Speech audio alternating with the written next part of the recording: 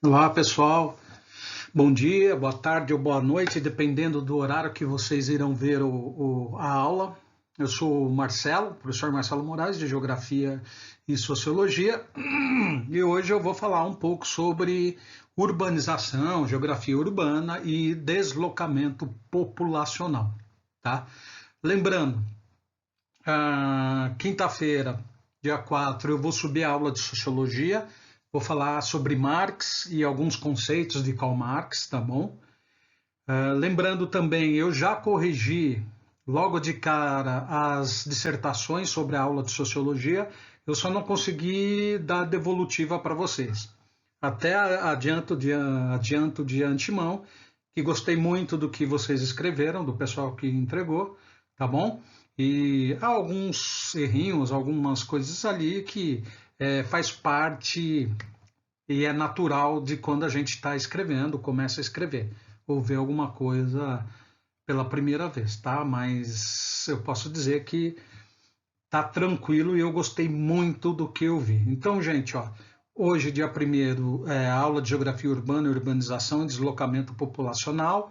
Quinta-feira, dia 4, Sociologia, os conceitos de Marx. E sábado eu vou fazer uma aula interativa e, portanto, eu vou tirar todas as dúvidas sobre as duas aulas de geografia. Lembrando que a primeira eu subi só a apresentação, só slide, não consegui fazer uma apresentação melhor para vocês. Por isso, sábado agora, dia 6, eu vou tirar todas as dúvidas, tanto de geopolítica, geografia, urbanização e imigração, quanto de sociologia, que foi a aula de surgimento da sociologia, e da aula de quinta-feira agora, que é sobre os conceitos de Marx, tá bom? Então vamos lá. Tchau, tchau. Então, a aula sobre geografia urbana e urbanização com um breve conceito, um breve texto que conceitua o que é geografia urbana. E aí no slide vocês podem ver que o conhecimento geográfico ele é responsável pelo estudo das cidades e, consequentemente, do urbano, do meio urbano, porque o meio urbano ele só ocorre nas cidades, ele não ocorre no campo. Por quê? O urbano tem as suas características. Portanto, a geografia urbana ela descreve, faz a análise, faz a descrição e reflete sobre os temas da metropolização, da urbanização e da formação das cidades.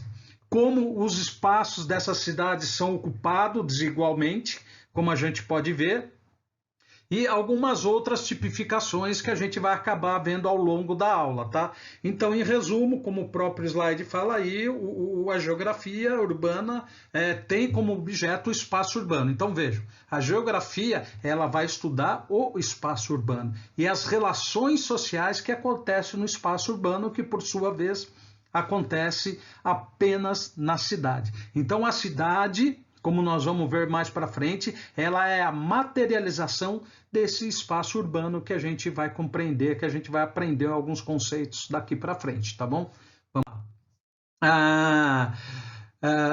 Aqui, Henri Lefebvre vai diferenciar o que é cidade e o que é urbano, tá? Ele fala logo de cara que urbano é uma representação da união de tudo que ocorre na cidade. Então vejam bem, o urbano não é simplesmente a cidade, mas as formas sociais como estão distribuídas na cidade. É por isso que ele fala que a cidade é a materialização do urbano. Veja, a gente olha para a cidade e vê essa aglomeração de pessoas num único espaço e essas pessoas interagem nesse espaço, trabalham ali, estudam ali, desenvolvem relações sociais, relações afetivas ali. Então, esse é o urbano, que representa essa justaposição das formas sociais que ali se revelam na cidade.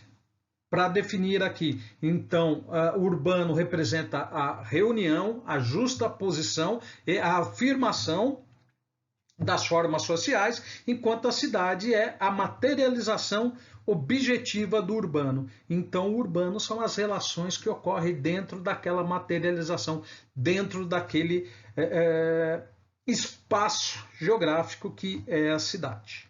Então, a gente entende aí que cidade é diferente de urbano, mas que desculpa, mas que urbano ele só pode ocorrer efetivamente na cidade. Então, portanto, a cidade é a materialização do espaço urbano.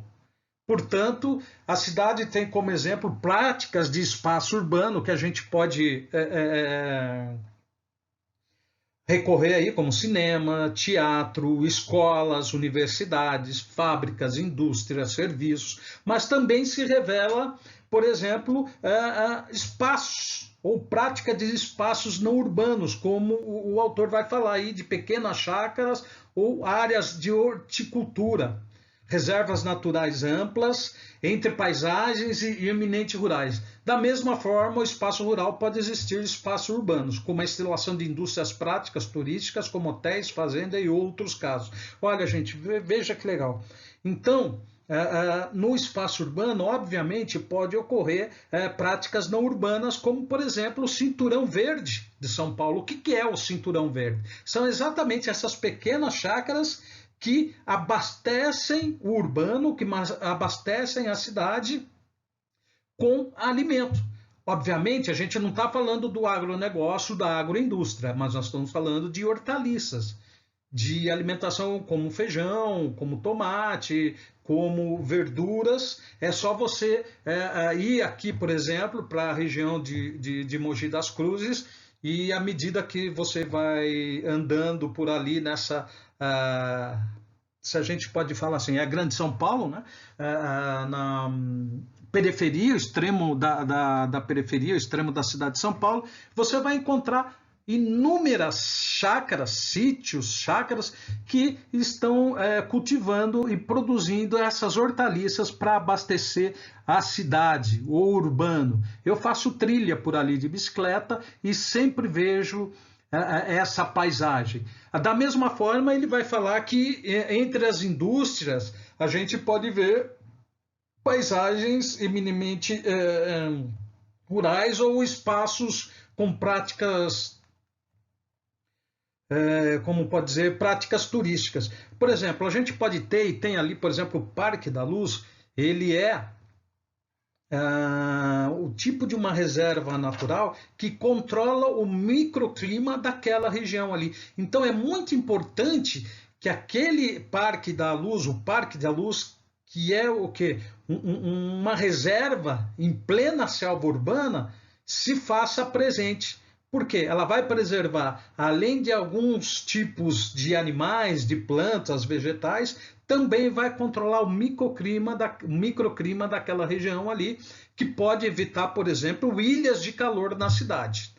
Tá? Essa questão de ilhas de calor na cidade a gente vai acabar olhando, vendo mais para frente. Tá? Então são essas algumas características que podem existir na cidade, inclusive prática não urbana, como o Cinturão Verde que cerca a região metropolitana de São Paulo, mas que tem como objetivo exatamente abastecer as cidades com alimentação. Tá? E a gente vê que a ONU vai divulgar alguns dados em que vai mostrar que pela primeira vez na história a predominância do urbano vai sobrepor a população agrária. Lembra quando eu falei do surgimento da sociologia? Era isso que nós estávamos falando, ou tentando compreender.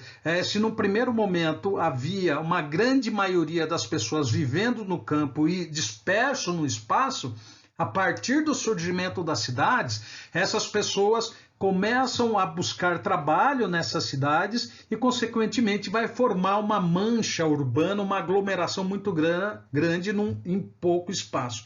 Então, a partir, se eu não me engano, de 2007, 2008, pela primeira vez na história, a população urbana vai ultrapassar a quantidade de pessoas que vivem no campo. Então, a gente pode dizer que hoje o mundo é praticamente urbano, com um número maior de pessoas vivendo nas cidades do que no campo.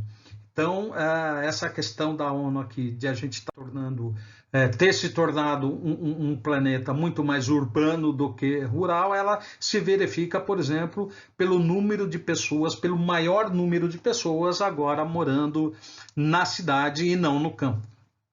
Tá? A geografia urbana, ela se percebe, na verdade, como grande característica, quando ela vai analisar e refletir sobre os espaços urbanos, ela está refletindo sobre uma característica da modernidade, que é exatamente a sobreposição do campo, da cidade sobre o campo. E ainda ela fala, nas sociedades pré-industriais, o campo era que determinava as práticas. Olha, volta lá para a sociologia. Se no feudalismo são os campos que estão sobrepostos às cidades, e vejam, mais para frente eu vou falar sobre as cidades, bem brevemente mesmo, mas como que a cidade, como a gente conhece hoje, ela vai surgir exatamente ali com o advento do capitalismo. Lembrando que as cidades já existiam há muito tempo, mas não como a gente conhece hoje. Tá? Então, com essa sobreposição da maioria das pessoas morando na cidade em relação às pessoas morando no campo, a gente começa a perceber que é uma característica desse mundo moderno a vida urbana na cidade. Então, à medida que o capitalismo e a industrialização avança, essa relação de mais pessoas no campo e menos pessoas na cidade, ela se inverte, que até a justa posição ou sobreposição de mais pessoas morando num único espaço geográfico ou num menor espaço geográfico, tá? Então aqui nesse slide a gente falou da inversão da sobreposição do campo para a cidade. Agora, então, portanto, uma característica da modernidade, da consolidação da civilização industrial capitalista é exatamente a cidade, o urbano. O urbano ele sobrepõe o rural nesse momento. Na verdade, é um processo que vem ocorrendo há 300, 400 anos, tá, gente? Então, essa é a característica da modernidade hoje, urbana. Então, o que é o espaço urbano? A gente tem que ver que o espaço urbano, ele, na verdade, é a organização das atividades humanas, das relações sociais, naquele meio geográfico, naquele breve território onde tem uma aglomeração muito grande de pessoas que vivem ali. Então, essas composições são responsáveis pelas formações das cidades e atividades nelas inerentes, como o sistema de organização socioespacial. O que é o sistema de organização socioespacial? É exatamente, por exemplo, a gente vive em São Paulo. São Paulo é dividido em 91, 93 distritos, e dentro desses distritos tem, por exemplo, os bairros. E dentro dos bairros, as ruas, os CEPs e o menor recorte geográfico, que é o setor censitário. O que é o setor censitário? É um recorte geográfico que facilita, por exemplo, aos agentes do IBGE fazer o censo. O que é o censo? A coleta de dados, de informações para ver a característica da população brasileira. Então a gente tem aí cidade, município. A gente pode ir até mais além. A gente tem, por exemplo, o território nacional, que é o Brasil, dividido em 27 estados, 26 estados e o Distrito Federal. Aí em municípios, são 5.600 e pouco municípios. Dentro desses municípios, nas metrópoles, como São Paulo, a gente tem mais divisões, como, por exemplo, São Paulo, 93 distritos. Dentro desses distritos, a gente tem inúmeros bairros. Dos bairros a gente chega ao CEP, à rua, e o menor recorte geográfico dentro da cidade é o setor censitário. É um recorte geográfico que facilita na coleta e na formação de dados, como eu disse. E é importante exatamente compreender o termo do urbano e cidade. Embora a gente use urbano e cidade corriqueiramente, são sinônimos, como o Henri Lefebvre falou, diferentes, tá? Então são conceitos diferentes. A cidade é a materialização do urbano, que por sua vez, o urbano é a afirmação das relações sociais que existem nesse espaço geográfico. Então, entre o urbano e o rural, as práticas se diferenciam. tá? Na cidade, as atividades relacionadas ao setor secundário, que é o industrial, e o terciário, que é comercial, comércio e serviço, são maiores, enquanto que o setor primário, a agropecuária, a agrária, ela se especializa e ela se vê mais focada, se assim a gente pode dizer, no rural. Então, urbano refere-se às práticas que se diferenciam do rural no sentido de concentrar preferencialmente o setor terciário e o setor secundário, que são comércio, serviços e indústria, enquanto o setor primário fica a cargo do rural, agropecuária, mineração, extrativismo, tá? E como eu falei, a cidade é a materialização do urbano. No contexto da cidade pode haver práticas não urbanas, como a gente já falou, tá? Frequentemente elas estão localizadas no cinturão verde, na margem, na periferia das grandes cidades ou de regiões metropolitanas, como a Grande São Paulo, que é composta, se não me engano, de 39 municípios. Como que a industrialização ou a cidade ocorre nos países subdesenvolvidos?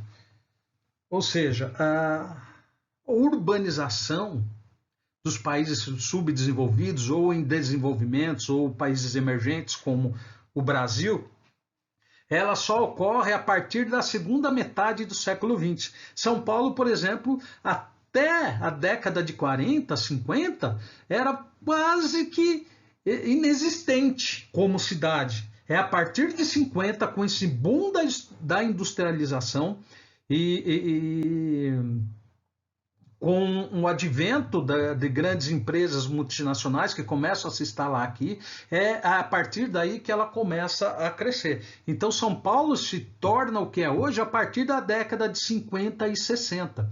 Tem um filme muito interessante que, se vocês puderem assistir, retrata esse momento do boom da industrialização e da urbanização de São Paulo, que chama-se São Paulo S.A., que é com Valmor Chagas. Ele é um engenheiro muito bem sucedido, mas que entra em conflito com a cidade quando São Paulo começa a se industrializar e crescer desordenadamente. Imagina, você vive quase que numa cidade quase que rural, pequena, sem a importância que existe hoje, né, que se dá a São Paulo hoje, e de repente ela sofre um boom de industrialização e claro, de urbanização. A tua cabeça vai ali ficar meio confusa, tá? Então, se puder assistir, São Paulo S.A., ela retrata exatamente essa urbanização e industrialização das cidades de países subdesenvolvidos como o Brasil a partir do século XX, sobretudo São Paulo. Tanto é que a gente tem aqui algumas cidades aqui, ó. Com isso houve nessas localidades uma urbanização acelerada e descontrolada, incentivada pelo chamado êxodo rural ou migração campo-cidade. E aí a gente tem 4 cidades que são exemplos desse boom da industrialização e que vai se urbanizar desordenadamente. Bombaim, na Índia, Cidade do México, no México, Joanesburgo, na África do Sul e São Paulo. Obviamente que cada uma dessas cidades tem a sua particularidade, mas todas elas, a partir da segunda metade do século XX, acabam sofrendo esse boom de industrialização e um acelerado processo de urbanização. E urbanização desorientada, ou seja, uma urbanização sem orientação, uma urbanização que acaba promovendo uma desagregação socioespacial, tá bom? E que vai implicar mais para frente, a gente vai ver, em determinados problemas de meio ambiente, como enchentes, que a gente tem visto bastante aqui, e ilhas de calor que formam nessas grandes cidades, tá?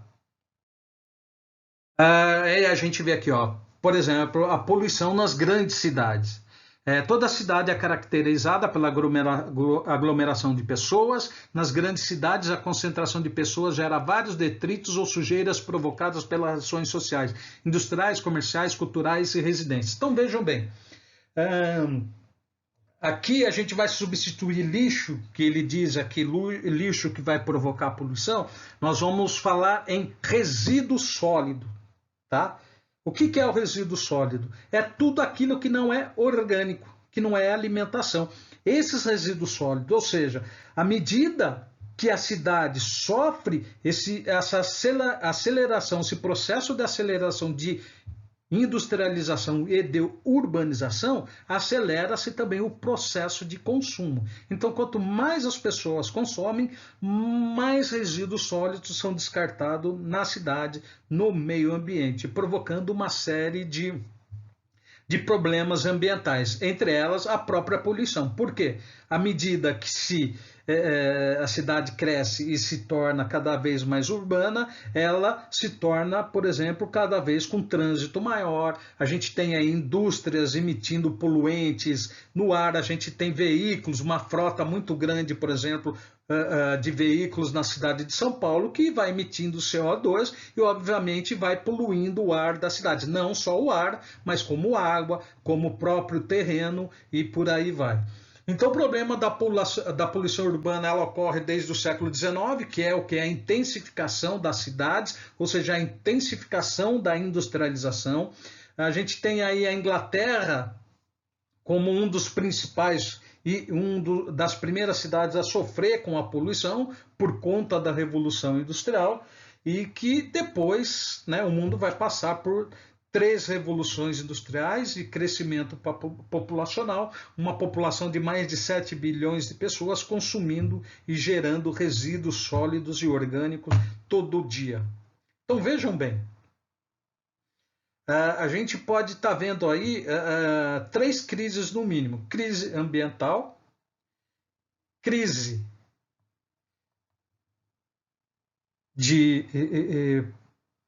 econômica e crise de alimentação. Porque, embora se produza alimento como nunca se produziu antes, tem gente que ainda passa fome. Por conta do quê? Por conta de como a sociedade está organizada e, consequentemente, a própria cidade está organizada. Tá? Então, a gente pode citar, por exemplo, aí 3 crises: ambiental, econômica e de alimentação, já que um exemplo que nós estamos falando aqui é como que as cidades crescem num determinado espaço, sofrem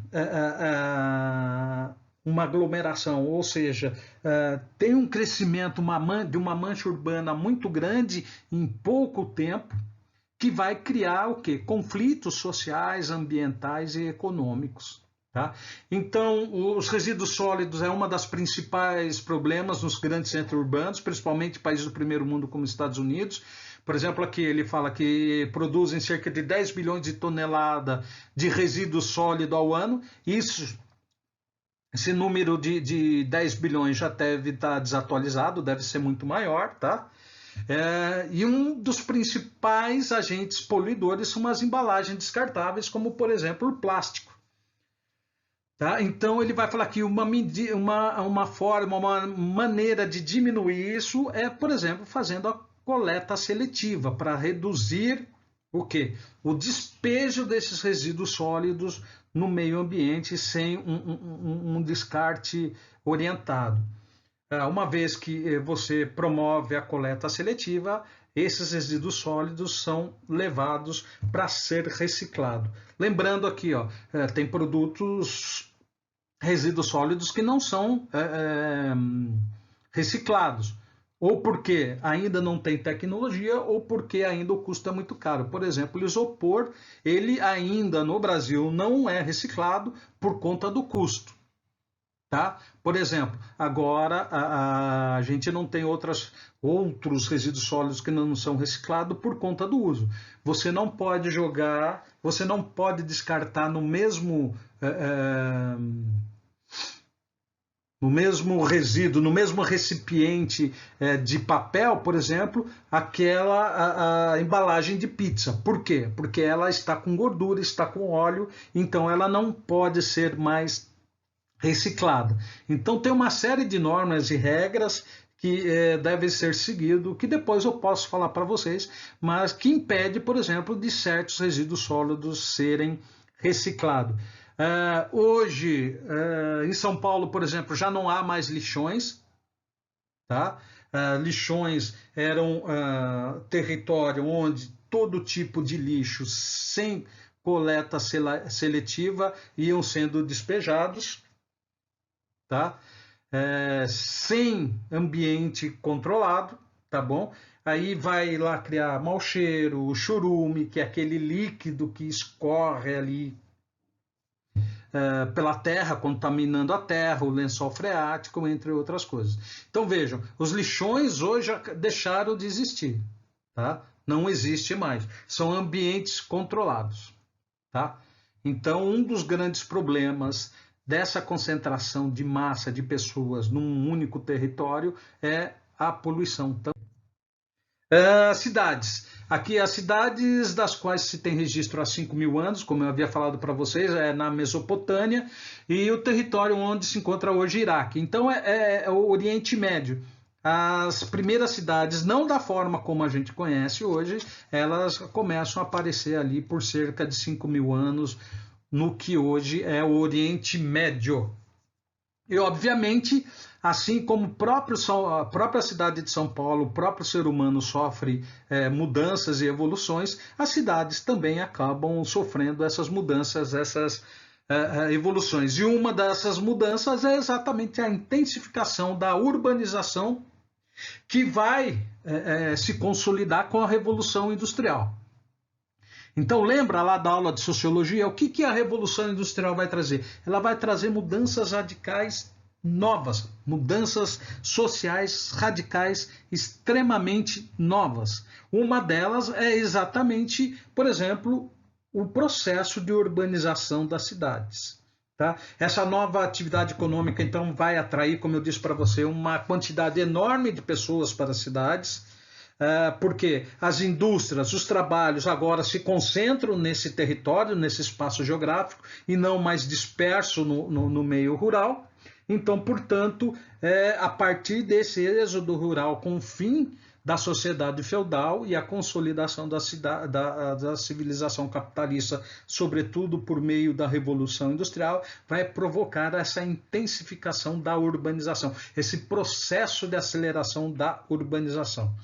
A economia urbana está diretamente ligada ao setor terciário, que é exatamente comércio e prestação de serviço, mas ela se inicia com o setor secundário, tá? Que é o industrial. A Revolução Industrial é que dá início a todo esse processo de urbanização das cidades, que começam a surgir conforme elas são hoje, a partir desse momento da Revolução Industrial, tá? Aí inclui-se repartições públicas, como prefeituras, câmaras de vereadores, demais órgãos governamentais, áreas urbanizadas que abrange, por exemplo, redes de loja, de supermercado, de instituições financeiras, hospitais, clínicas, universidades, uma série de instituições que vão se estabelecer, né? Vão se estabelecer na cidade, promovendo essa aceleração da urbanização. Então, todo aglomerado, toda mancha urbana, ela é dinâmica, e em razão de vários fatores, entre eles históricos, que é o processo da própria evolução da mudança e da evolução da cidade, e também processos históricos e arquitetônicos. Tá? À medida que as cidades vão mudando, a tua arquitetura também vai mudando. Se a gente olhar para o centro de São Paulo, a gente vai ver uma série de edifícios, de prédios com arquitetura do tempo colonial, do tempo do Império, sobretudo do Império, como a própria Secretaria de Educação lá na Praça da República. Depois a gente vai ter um exemplo desse processo de modernização da cidade de São Paulo, que é o próprio edifício Copan, de Oscar Niemeyer, que é em curva, e aí a gente vai vendo mais para frente outros edifícios com uma arquitetura diferente uma da outra, mas que vai refletindo exatamente a história de São Paulo ao longo desses 400 anos. É legal porque você conhece a sua própria história por meio da arquitetura. A arquitetura ela vai revelando para você aquele sentimento de pertencimento da tua cidade, daquele território onde você está. E é muito legal, por exemplo, você fazer um passeio histórico no centro de São Paulo, que ali você vai conhecendo São Paulo por meio da arquitetura que vai se desenvolvendo e evoluindo e vai refletindo cada época em que esses edifícios foram construídos. É legal, né, gente? É bem legal mesmo. Vamos para frente. Vou dar uma aceleradinha aqui que o tempo está correndo, né? Cidades globais. Então vejam, aquilo que eu falei para vocês. Aqui a gente tem 3 tipos de sociedade em rede: centralizada, descentralizada e distribuída. A primeira centralizada, a gente pode usar como exemplo a própria sociedade feudal, onde o Estado era o Estado absoluto, o poder estava na mão de uma única pessoa, então era o Estado ou uma sociedade centralizada no rei, que por sua vez era designado por Deus para comandar o povo. Então a gente tem um poder único, tá? Centralizado na mão de uma pessoa e que a partir dali ela se distribui. Então a gente vê essa primeira sociedade em rede. Essa então é tal qual era a sociedade feudal como exemplo. A segunda é a descentralizada, é a qual a gente vive agora e é como as maiorias das instituições que aqui estão estabelecidas se organizam, ou seja, partidos políticos, instituições religiosas, o próprio governo, o próprio Estado, o próprio instituições financeiras. Elas são descentralizadas na medida que você tem o quê? Polos ou nós que são, como a gente diz, cidades globais e que a partir dali você se conecta com o mundo. Então você vai ver aqui, ó, tem polos centrais ali, olha, que são clusters, e esses clusters se comunicam com outros clusters que distribuem essa rede dentro desse próprio cluster. Então, a rede ou a sociedade em rede descentralizada é o que a gente vive hoje. São vários pontos centrais que a gente pode pôr aí como cidades globais, pode pôr como instituições, e essas instituições conversam com outras instituições, e essas instituições conversam com a própria população que ali se estabelece. Olha só que legal. E por último, a distribuída, que talvez seja o nosso futuro. O que é a distribuída? Você elimina os centros, tá? Então, por exemplo, numa instituição onde existe a hierarquia, o diretor financeiro fala para o gerente financeiro falar com o supervisor para chegar lá no operador financeiro. Isso aí que eu descrevi agora está aqui na rede descentralizada. Na distribuída, você não precisa mais do intermediário para chegar no diretor. Você vai até o diretor financeiro nesse exemplo que eu estou te dando. Então, nessa última característica de sociedade em rede distribuída, os centros são eliminados e as relações, as intermediações, elas são diretas. Você não tem mais um intermediário que impede você de chegar, por exemplo, até o diretor financeiro, até o teu patrão, ou o Papa, por aí seria. Então é por isso rede, tá? E distribuída, eliminando os centros. Vamos para frente. Espaço urbano brasileiro. Aqui, como eu falei para vocês, a urbanização no Brasil inicia-se, sobretudo, com o processo de industrialização a partir da segunda metade do século XX, sobretudo São Paulo, e vai intensificar o que? O êxodo rural, as pessoas saem do campo para vir para São Paulo. Tá? Ou para as grandes cidades do país, mas São Paulo, sobretudo, que acaba se tornando a principal cidade do país. Então a gente tem a década de 70, em que o período que o Brasil pela primeira vez passa a ter uma população predominantemente urbana, tá? A maior parte então concentrava-se nas cidades. Atualmente mais de 80% dos habitantes estão nas cidades, sendo a maioria desses grandes centros urbanos e capitais como São Paulo, Rio de Janeiro, Belo Horizonte, Porto Alegre, enfim, Campinas a gente pode falar de Araçatuba, de Ribeirão Preto, São José do Rio Preto, lógico, essas não são cidades como São Paulo, Rio de Janeiro, Belo Horizonte, mas são centros urbanos dentro desses estados, tá? Sobretudo São Paulo. São Paulo a gente tem não só a cidade de São Paulo como uma grande importância na economia nacional,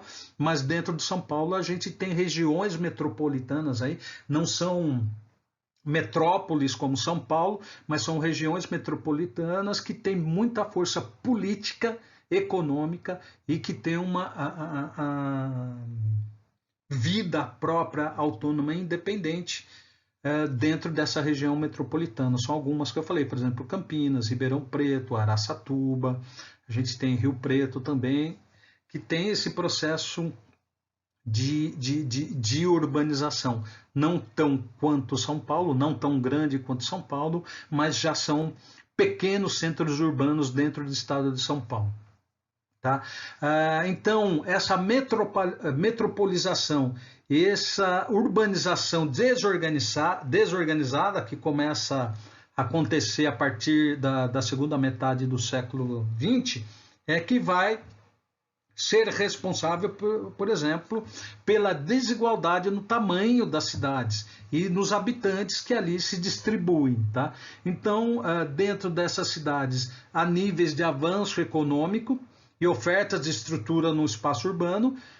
Se a gente falar de regiões, a gente vai compreender que o Sudeste ele tem um número maior de habitantes, de população, e possui uma das maiores taxas de urbanizações, com destaque para São Paulo e Rio de Janeiro, onde 90% dos seus habitantes vivem na cidade, mas exatamente essa urbanização desorganizada vai promover o quê? Uma desigualdade dentro dos espaços urbanos e das próprias regiões do país, tá bom? Vamos para frente? Essa urbanização desorganizada vai promover uma segregação socioespacial. Quais são as características dessa segregação socioespacial?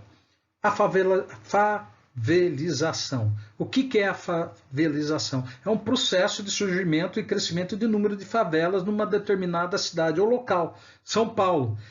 Trata-se de um problema social e econômico, pois as moradias constituem-se a partir de contradições econômicas, históricas e sociais, que resultam na formação de casas sem um planejamento mínimo, oriundas muitas vezes de ocupações, mas que, sobretudo, não têm estrutura sanitária.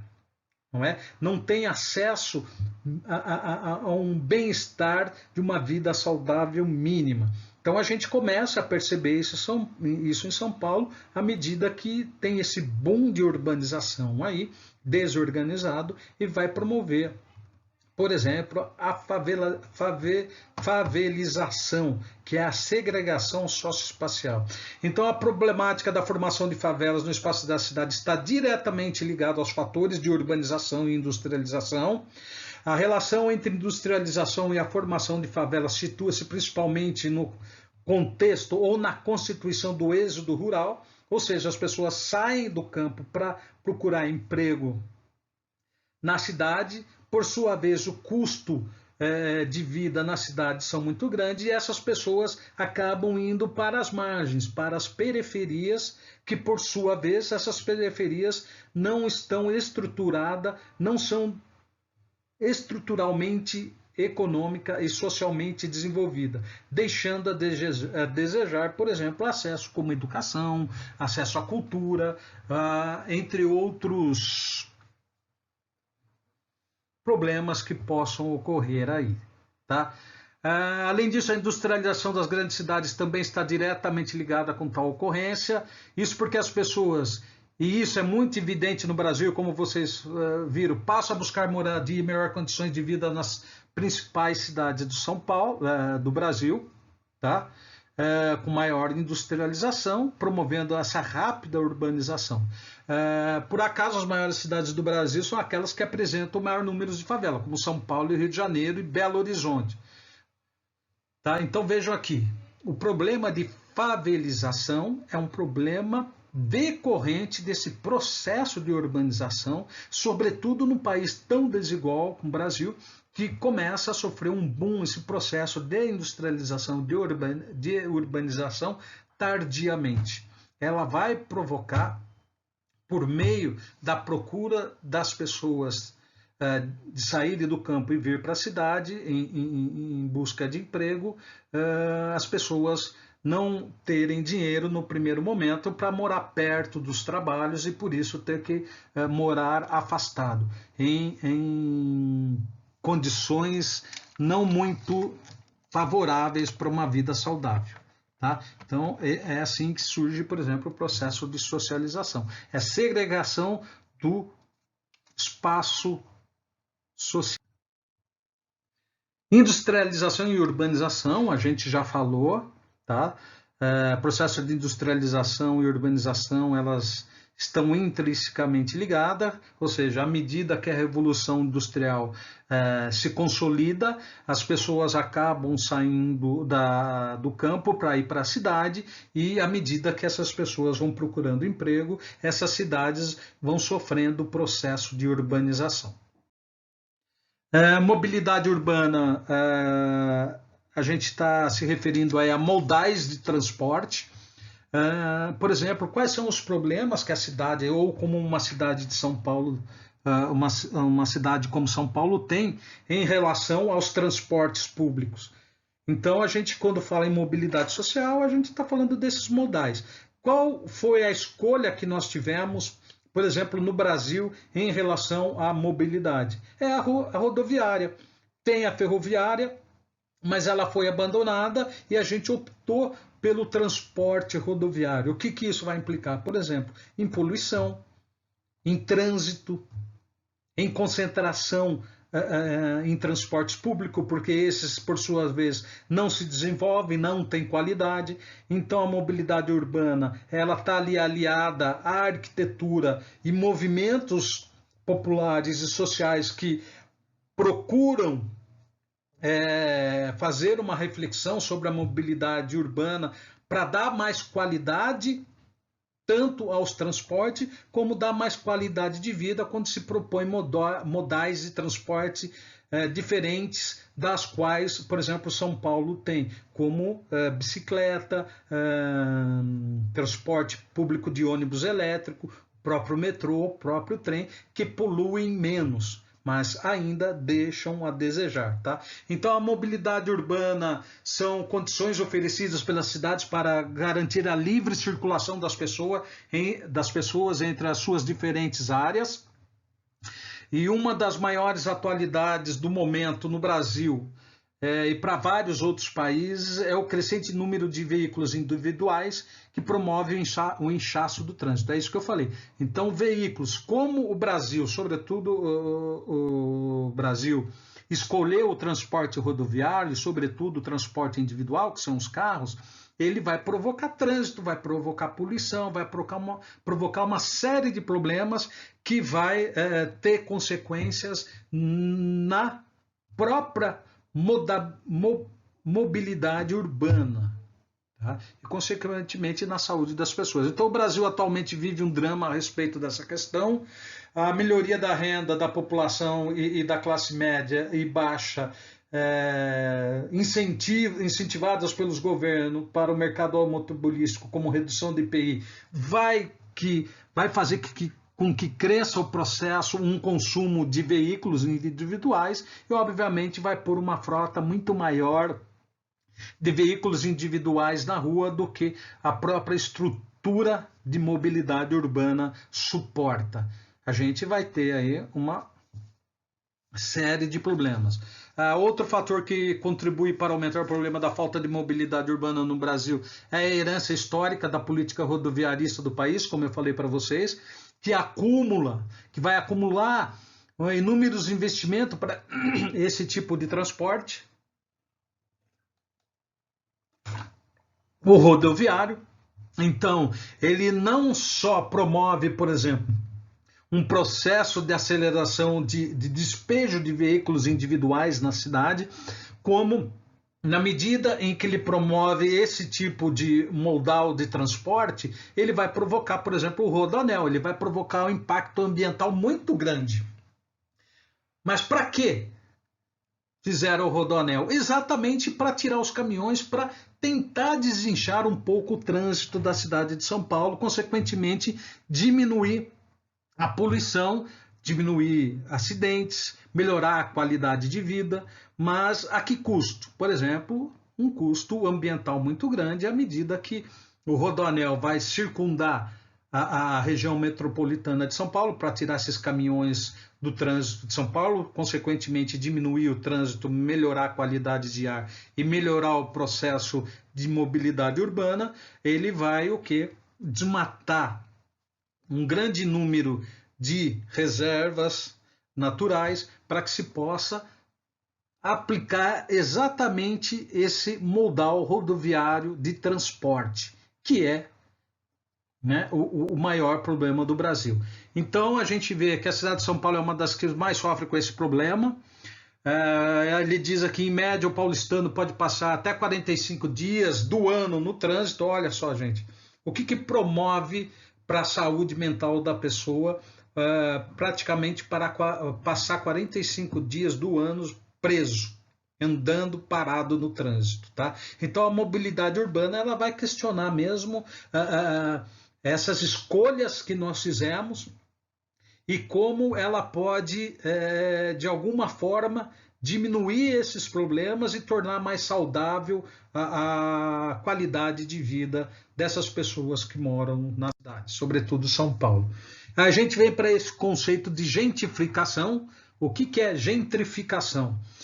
Entende-se por gentrificação o processo de revitalização dos espaços urbanos ou a aparente substituição de paisagens de caráter popular por construções típicas de áreas nobres. Trata-se de um processo em que o espaço geográfico urbano transforma-se e ressignifica-se, sobretudo em função da valorização acentuada e do enobrecimento de áreas antes consideradas periféricas. Então a gentrificação ela começa pela especulação imobiliária. Quando, por exemplo, a gente tem edifícios abandonados por seus proprietários para valorizar o imóvel, consequentemente impedindo das pessoas morarem ali. Mas, sobretudo, por exemplo, o processo de revitalização de espaços urbanos. Isso era uma política que o nosso prefeito, o Kassab, queria fazer. Existia uma operação, e teve muita briga nas audiências públicas, que era a Operação Lapa-Brás. Ele queria revitalizar todo esse espaço entre a Lapa e o Brás, promovendo essa revitalização e, consequentemente, as pessoas que moravam ali teriam que sair indo para outro lugar para valorizar aquele espaço ali. A questão é que tinha um espaço verde muito grande e nessa operação não explicava muito direito o que eles queriam fazer ali. A princípio deveria estar reservada para habitação social para pessoas de baixa renda que moravam ali.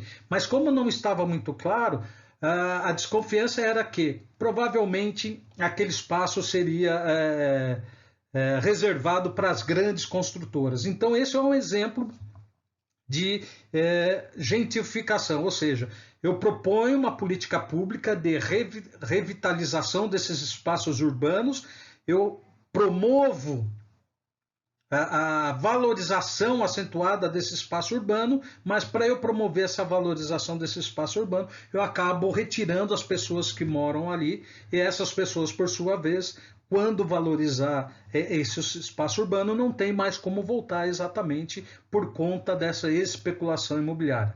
Muitas vezes as áreas periféricas de uma cidade formam-se de maneira não planejada, é aquela coisa que eu falei da urbanização desorganizada, cresce desorganizadamente São Paulo, tá? Levando as pessoas para a periferia, e ali não tem estrutura mínima suficiente para que as pessoas possam ter o mínimo de condições de vida. Tá? Então, a gentrificação se relaciona a isso. Vamos para frente. Gente, agora eu começo a falar para vocês sobre deslocamentos, fluxos populacionais e migrações internacionais. Aí tem um mapinha ilustrando esses deslocamentos, tá? E vamos para frente, e tem bastante tempo ainda.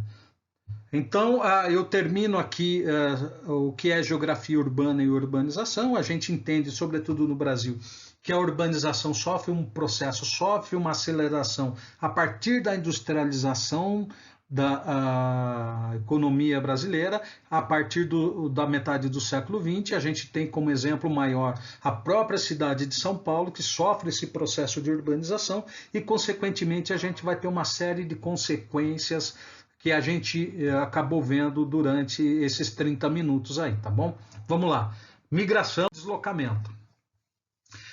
Os fluxos populacionais foram incrementados a partir do desenvolvimento do sistema de transporte. Então, os fluxos populacionais, eles aumentam a partir do processo de consolidação do capitalismo, porque é a partir da Revolução Industrial que se acelera, por exemplo, o processo de desenvolvimento do transporte. A gente tem transporte rodoviário, hidroviário, ferroviário e aéreo.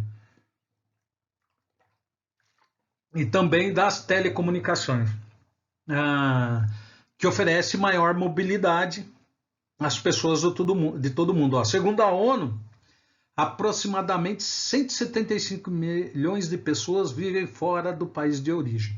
Então, esse número deve estar desatualizado, que eu peguei de uma aula já preparada, mas à medida que há uma incrementação e o desenvolvimento dos transportes, há também o processo de aceleração de deslocamento de fluxos populacionais. Os fluxos populacionais entre países são denominados de migrações internacionais. Essas podem ocorrer por atração ou por repulsão.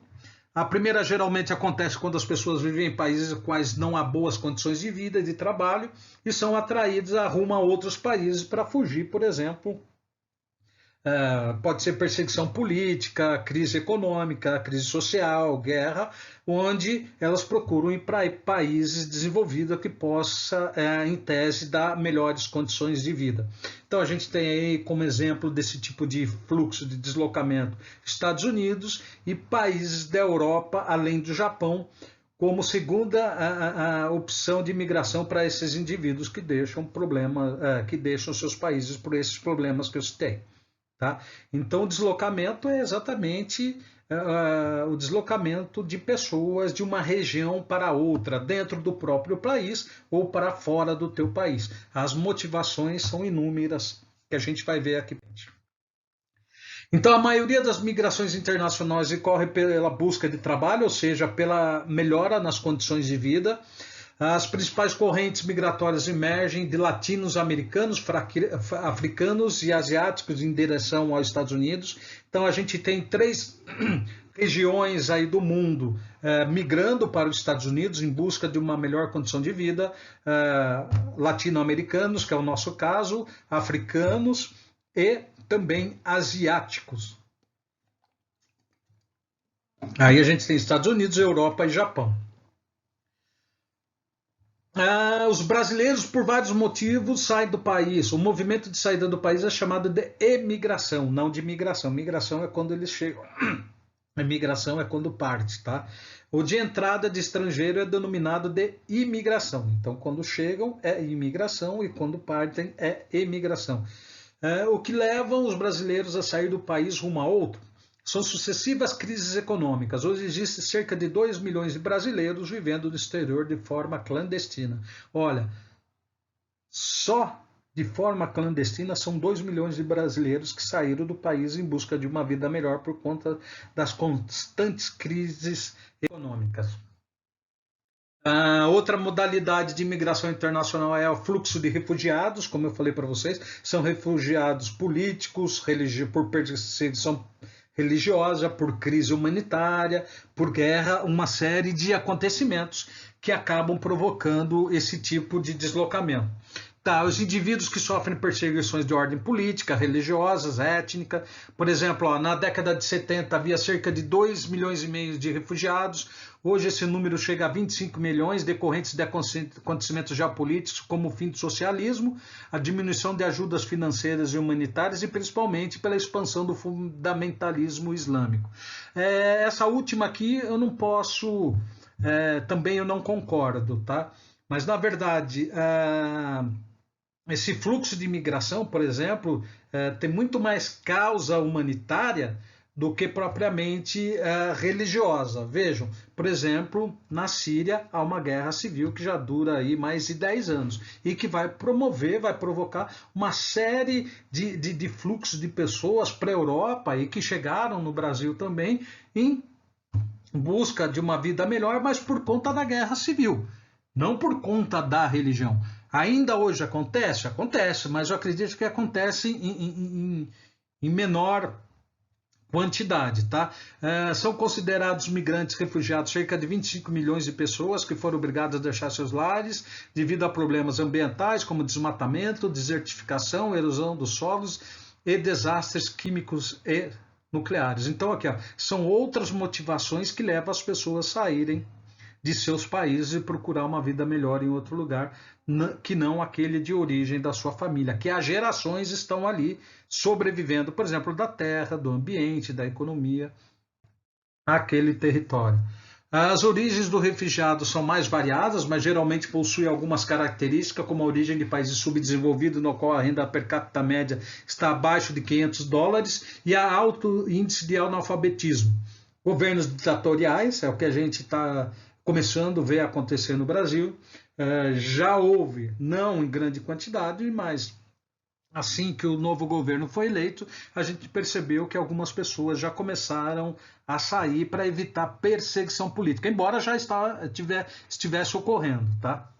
Então a gente tem uma série de motivações que levam as pessoas a saírem, que são o quê? Refugiados. Eles fogem de perseguições políticas, torturas, de extermínio étnico, discriminações religiosas e culturais. Isso está acontecendo no país agora. É só a gente olhar para a Amazônia e ver o que está ocorrendo com os povos indígenas, com os negros, né? E com a população mais vulnerável do país, a população mais pobre.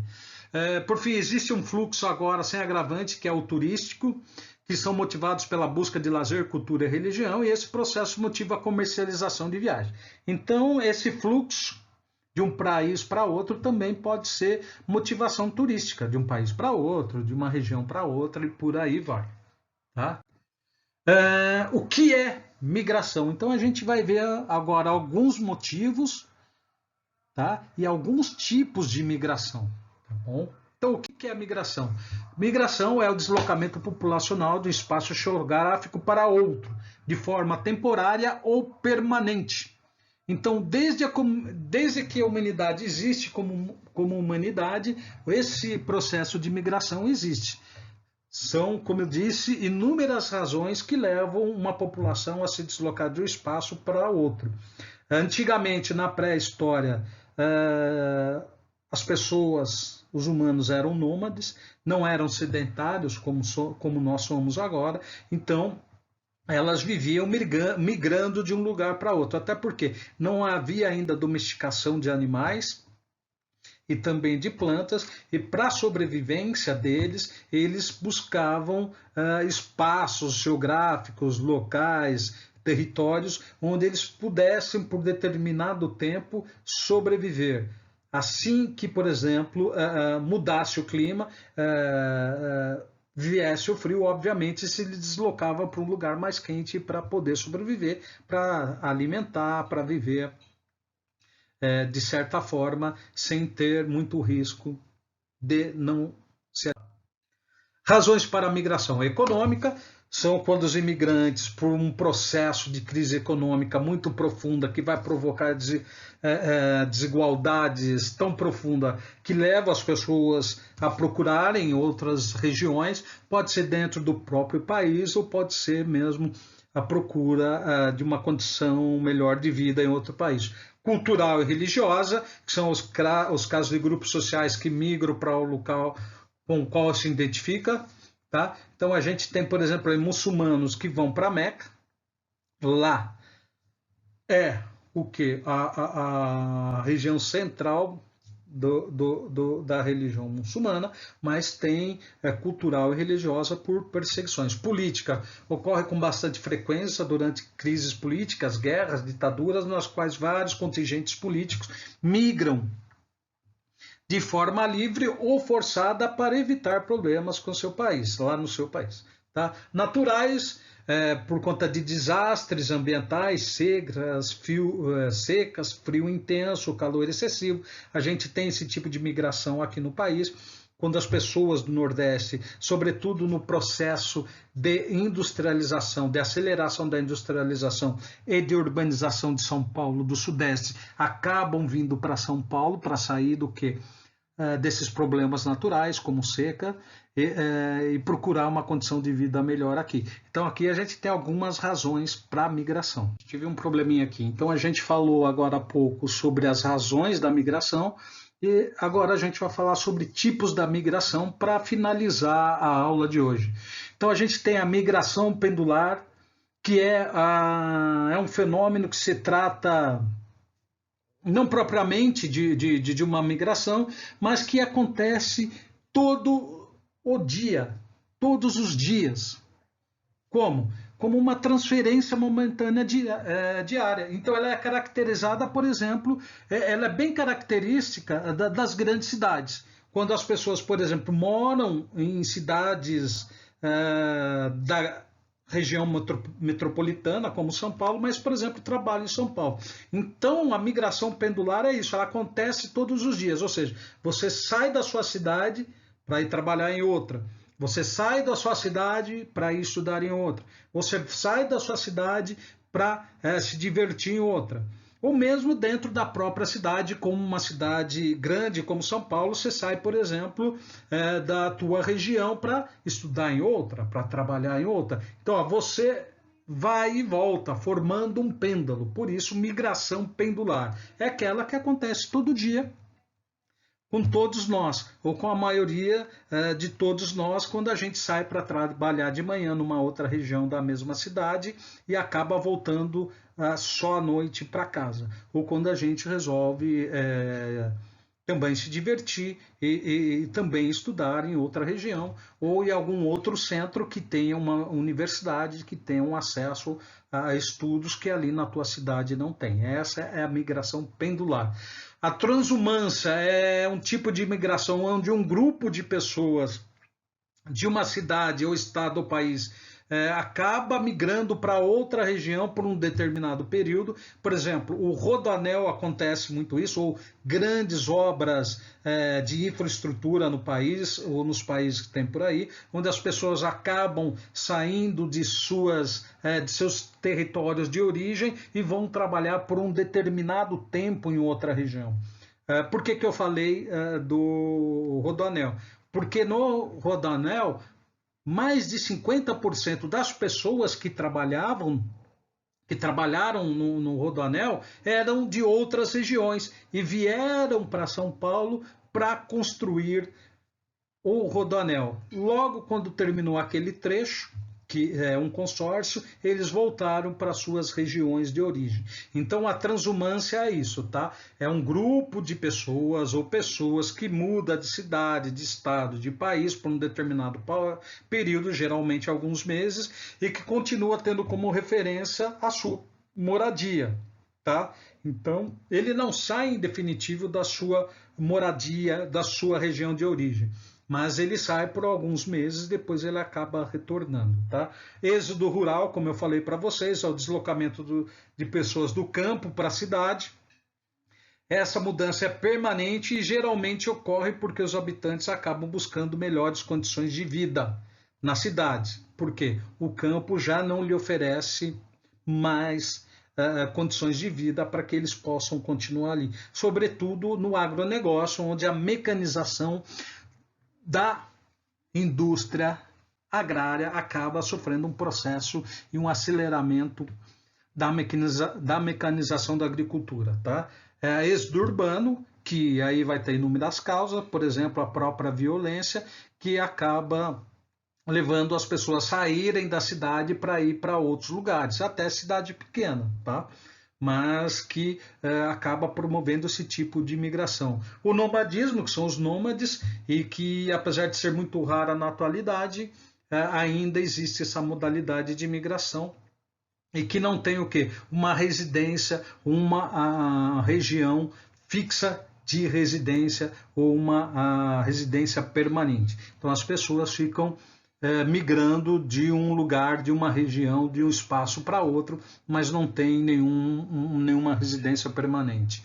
A diáspora é a rápida dispersão de um grupo populacional de um território para outro. Em geral, essa migração ela é forçada. A gente tem aí, por exemplo, então, a diáspora africana, que acontece por conta da escravização do povo africano.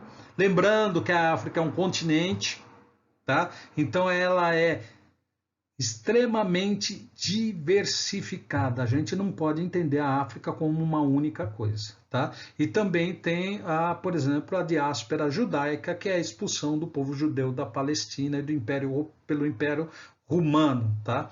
Então, as imigrações, independente das classificações, possuem papel preponderante na organização da sociedade e das formas sociais e na construção da cultura, e as pessoas estão a todo momento migrando pelo mundo, nesse exato momento. São várias as motivações, desde razões econômicas até razões religiosas, que acabam provocando esse deslocamento, esse fluxo populacional de um determinado espaço geográfico, de uma determinada região para outra, em busca de uma melhor condições de vida. Gente, termino aqui. Mais uma vez, obrigado. Quinta-feira, como eu falei, eu vou subir a aula de Sociologia, vou falar sobre Marx. E aí a gente vai conversando. E sábado, na aula interativa, eu vou estar tirando dúvida dessas duas aulas de Geografia, que eu falei na primeira sobre geopolítica e agora eu falei sobre urbanização e deslocamento populacional. Em relação à sociologia, a primeira aula foi o surgimento da sociologia e a aula que eu vou subir, a segunda aula na quinta-feira, é sobre Marx. Então, sábado é a oportunidade de a gente tirar todas as dúvidas, tá bom? Vou passar uma atividade de geografia, não vou subir agora, mas vou subir mais tarde, tá bom? Algumas perguntas para que vocês possam me responder. Gente, para quem for ver a aula agora de manhã, bom dia. Para quem for ver à tarde, boa tarde, ou à noite, boa noite. A gente se fala, tá? Beijo, um abraço a todos e a todas. Tchau, tchau.